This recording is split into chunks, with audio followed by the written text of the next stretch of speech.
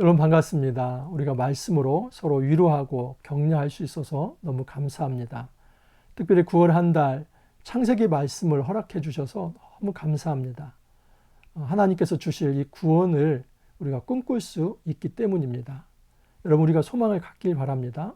하나님께서 반드시 회복시켜 주실 것입니다. 그 하나님의 회복을 기대하면서 창세기 말씀 속에서 다시 한번 힘을 얻기를 바랍니다. 오늘 우리에게 주실 하나님 말씀은 창세기 39장 1절에서 23절 말씀입니다. 창세기 39장은 창세기 37장과 연결되어 있습니다. 창세기 37장은 요셉이 형들의 시기함을 받아서 애굽으로 팔리는 장면으로 끝이 납니다. 그리고 39장 1절 이하는 바로 그 애굽으로 팔려간 요셉이 애굽 왕 파라오의 신하 그 친위대장 보디발의 집으로 팔려갔다 하는 장면으로 연결이 됩니다. 그래서 자연스럽게 창세기 37장이 창세기 39장으로 연결된다 하는 것을 알 수 있습니다. 1절 2절을 보시면 요셉이 이끌려 애굽에 데려가매 바로의 신하 친위대장 애굽 사람 보디발이 그를 그리로 데려간 이스마엘 사람의 손에서 요셉을 산이라. 여호와께서 요셉과 함께 하심으로 그가 형통한 자가 되어 그의 주인 애굽 사람의 집에 있으니. 여러분 지금 요셉의 신분이 무엇입니까? 종입니다. 그런데 성경 저자는 그 요셉을 향해서 형통했다라고 이야기를 합니다.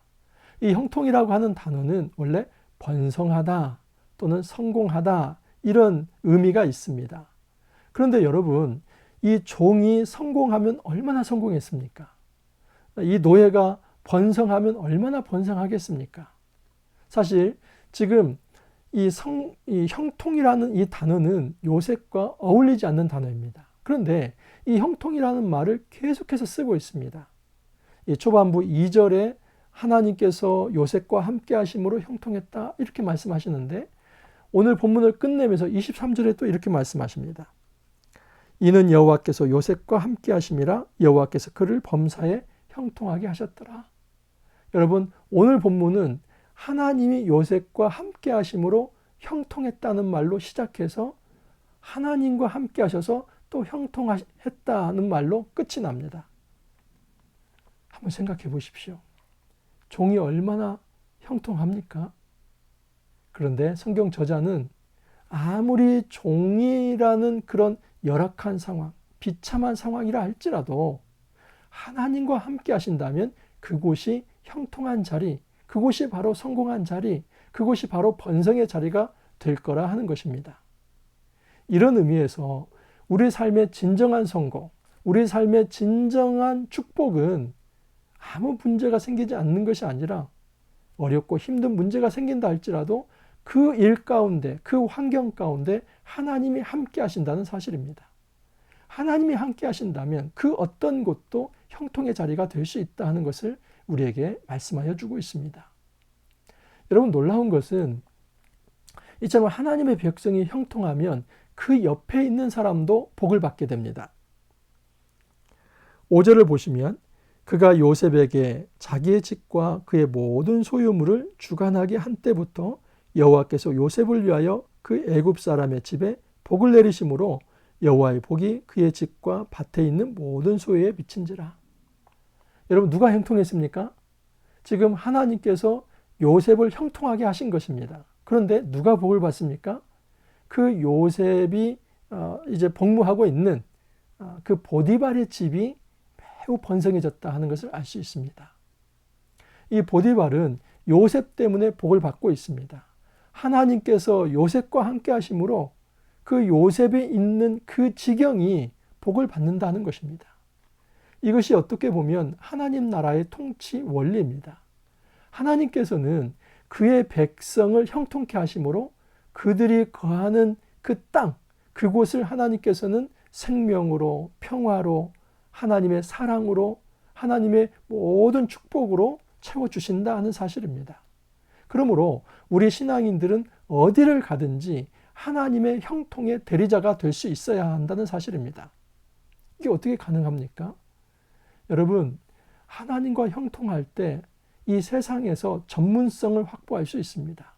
만약에 이 요셉이 그 가정 총무를 행할 만한 전문성이 없다면 보디발이 그에게 일을 맡겼을까요? 절대 맡기지 않습니다. 세상이 어떤 세상입니까? 세상은 아주 냉철하게 그 사람의 전문성을 확인합니다. 또한 전문성만 있다고 해서 되는 일이 아니라 성실함이 있어야만 합니다. 요셉은 하나님이 주신 지혜로 그 가정을, 이 보디발의 가정을 잘 이제 그 총무로서 다스리는데 진실함과 성실함과 정직함이 있었습니다. 이 요셉은 전문성을 갖췄을 뿐만 아니라 참으로 신실한 자가 되어서 그곳에서 다른 사람에게 선한 영향력을 끼치고 있다 하는 것을 알 수 있습니다. 신앙인은 바로 이 전문성과 성실함으로 이 땅에 하나님의 말씀의 통치를 드러내는 자, 그 선한 영향력을 드러내는 자다 하는 것을 알 수 있습니다. 그러나 여러분, 이처럼 거룩한 삶을 추구하고 살아가지만 반드시 좋은 일만 있는 것은 아닙니다. 어려운 시험이 다가옵니다. 요셉에게도 정말 어렵고 힘든 시험이 다가왔습니다. 그것은 그 집의 보디발의 아내가 지금 이 요셉을 유혹하기 시작합니다. 7절을 보시면 그 후에 그의 주인의 아내가 요셉에게 눈짓하다가 동치마를 쳐나니, 이 눈짓한다는 말은 좀 이제 원어의 의미를 살린다면 눈을 들어 본다는 것입니다. 그런데 이 함무라비 법전에 그 어떤 의하면은 이 단어는 눈짓한다 하는 것은 눈을 들어서 유혹한다, 이런 의미가 담겨 있습니다. 여러분, 이 눈짓하여서 동침하기를 청하는 것을 계속하고 있습니다. 12절 보시면 그 여인이 그의 옷을 잡고 이르되 나와 동침하자. 그런데 한 가지 알 수 있는 것은 지금 동침하기를 청한다, 또 나와 동침하자, 이 말은 내 옆에 와서 누워라 하는 명령입니다. 여러분, 히브리 원문에 의하면 이건 명령형으로 되어 있습니다. 지금 이 보디발의 아내는 이 고위직의 어떤 그 직위를 이용해서 폭력을 행사하는 겁니다. 너는 종이니까 내 말 들어 하면서 내 옆에 와서 누워. 이게 바로 성폭력이지 않습니까? 그 성폭력을 행사하려고 이 보디발의 아내가 일어선 것입니다. 그래서 이 보디발의 아내는 단지 유혹하는 존재 정도가 아니라 그의 직위를 이용해서 지금 이 요셉을 그 악의 자리, 정말 해서는 안 될 자리로 끌어들이고 있습니다. 여러분, 요셉이 그때마다 피합니다. 그리고 이런 얘기를 합니다. 내 주인이 이 집안에 맡기지 않은 일이 없습니다. 모든 것을 다 맡겼습니다. 그것은 주인이 나를 신뢰했기 때문입니다. 그런데 단 하나 맡기지 않은 것은 바로 당신입니다. 그 주인의 아내만큼은 나에게 허락된 것이 아니기 때문에 내가 탐할 수 없습니다. 여러분, 이 요셉에게 있어서 한 가지 더 귀한 이 덕목이 있는데, 아까 제가 전문성이 있었다, 또 신실하다고 그랬죠. 또 하나는 신의가 있었습니다. 여러분, 의리가 있었던 것입니다. 이 세상에서도 이 신의를 저버린다, 이 배신하게 되면은 어떤 곳에서든지 신뢰를 잃어버리고 일을 할 수가 없습니다. 그래서 지금 이 요셉은 철저하게 세속 한가운데 있었지만 그의 거룩함을 드러내는데 신의를 지키려고 했던 것입니다. 그런데 세상 앞에서의 신의는 무엇에 기초하냐면, 요셉은 자기는 지금 하나님 앞에서 살아가기 때문에 보디발에게도 신의를 지켜야 한다, 그렇게 얘기를 한 것입니다. 9절을 보면 이 집에는 나보다 큰 이가 없으며 주인이 아무것도 내게 금하지 아니하였어도 금한 것은 당신뿐이오니 당신은 그의 아내임이라. 그런즉 내가 어찌 이 큰 악을 행하여 하나님께 죄를 지으리까. 요셉이 이 보디발에게 단지 이 신의를 지키는 이 수준이 아니라 지금 요셉은 하나님 앞에서 살아간다는 생각을 가졌기 때문에 그 하나님 앞에서의 경건을 세상에서의 이 거룩한 윤리로 드러내고 있다 하는 것입니다. 이것이 하나님 백성으로서 살아갈 삶의 윤리입니다. 여러분, 우리는 큐티를 골방에서만 하면 안 됩니다. 이 큐티는 삶 속으로 연결이 되어야만 합니다. 진짜 거룩은 오히려 세속이라고 하는 그 땅에서 구별된 삶을 살아가는 것이 거룩이지 골방 안에 갇혀 있는 것을 거룩이라고 말하지 않습니다. 요셉이 하나님과 동행하심으로 형통함으로써 선한 영향력을 그 집안에 드러낼 뿐만 아니라 신의를 지킵니다. 그러면서 하나님의 거룩을 드러내고 있다 하는 것입니다. 여러분, 이렇게 살아가면 다 인정받고 좋은 일만 생겨야죠. 그러나 억울한 일을 당합니다. 여러분, 이 보디발의 아내가 참 악한 사람입니다. 요셉이 이제 유혹의 자리를 벗어나기 위해서 그냥 옷을 벗어놓고 피해버립니다.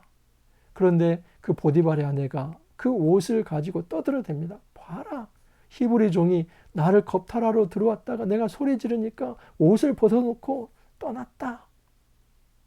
여러분, 그것을 또 남편에게 얘기합니다. 남편은 그 말을 받아들이고 이 요셉을 정치범 수용소에 가둬버립니다.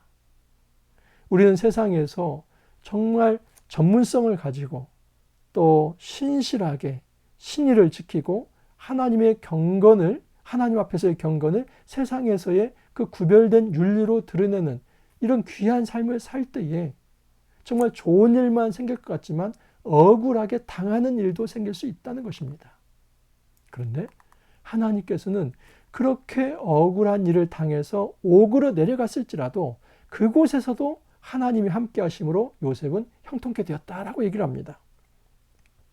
21절 이하를 보면 여호와께서 요셉과 함께 하시고 그에게 인자를 더하사 간수장에게 은혜를 받게 하심에 간수장이 옥중 죄수를 다 요셉의 손에 맡김으로 그 재반 사물을 요셉이 처리하고 간수장은 그의 손에 맡긴 것을 무엇이든지 살펴보지 아니하였으니 이는 여호와께서 요셉과 함께 하심이라 여호와께서 그를 범사에 형통하게 하셨더라. 여러분, 그 보디발의 집에서 형통하지 않았습니까? 그런데 억울한 누명을 쓰고 옥으로 내려갑니다. 근데 그 정치범 수용소에서 요셉은 다시 형통함을 받아 그 간수장이 요셉을 간수처럼, 사실은 요셉은 지금 죄수로 들어왔는데 다른 죄수들을 돌보는 간수처럼 그렇게 그의 재반 사물을 맡겼다 하는 것입니다. 진짜 형통이 무엇입니까? 우리 삶의 형통이 무엇입니까? 내가 바라는 것, 내가 꿈꾸는 것, 그 모든 것이 다 이루어지는 것, 그렇게 번성하고 성공하는 것, 그게 진짜 형통입니까? 여러분, 그것이 독이 될 수도 있습니다.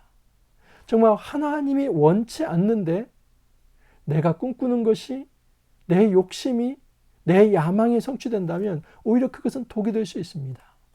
진짜 형통은 하나님 앞에서의 삶이 세상에서도 드러나서 이 세상을 바꾸는 힘으로 작용할 때 그 거룩이 바로 진정한 형통입니다. 그래서 우리가 추구해야 할 형통이라고 하는 것은 단지 지금 현재 그냥 임기응변식으로 그 고통에서 벗어나는 이런 정도가 아니라 궁극적으로 하나님 나라가 그곳에 이루어지게 하는, 그리고 그 일에 있어서 우리는 대리통치자의 삶을 사는 것, 그것이 진정한 형통이다라고 말할 수 있습니다. 어렵고 힘든 시대입니다. 그러나 하나님께서는 우리를 요셉과 같이 세우십니다. 사실은 이 요셉은 구속사적으로는 예수 그리스도를 예표하기도 합니다. 예수 그리스도가 이 땅에 이처럼 신실하게 순종하심으로써 하나님의 대리 통치를 드러냈습니다. 우리도 작은 목자가 되길 바랍니다. 예수 그리스도와 연합되어서 우리가 가는 모든 삶의 자리가 아무리 열악한 자리가 되고 억울한 자리가 된다 할지라도 하나님과 동행하심으로 그 땅을 새롭게 변화시키는 그런 형통한 삶을 우리가 함께 살아갈 수 있기를 간절히 소망합니다. 함께 기도합니다. 주님, 형통의 복이 단지 물질적 복이나 내가 꿈꾸는 것이 내 마음대로 이루어지는 것이 아니라 하나님의 뜻이 실현되는 것이라 하는 것을 알게 되었습니다. 그 과정에서 때로는 종으로 내려갈 수도 있고 또 감옥에 내려갈 수도 있습니다. 잘못한 것이 하나도 없지만 몸이 팔리고 또 억울한 누명을 쓸 때도 있습니다. 주님, 그러나 그런 환경 속에서도 우리가 하나님을 원망하지 아니하고 주님을 붙들고 주님과 동행한다면 그 모든 환경 속에서 하나님께서 형통케 하시며 결국은 그 구덩이에서 꺼내주실 것을 말씀하십니다. 주님, 저희들을 형통한 자로 세워주옵소서. 시대가 암울할수록 어두울수록 정말 이 형통한 자들을 통하여서 하나님께서 이 시대를 새롭게 하실 것을 저희들 믿습니다.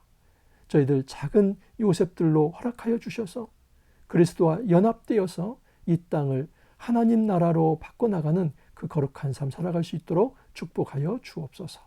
주님 감사하옵고 예수님 이름으로 기도하옵나이다. 아멘. 여러분 감사합니다.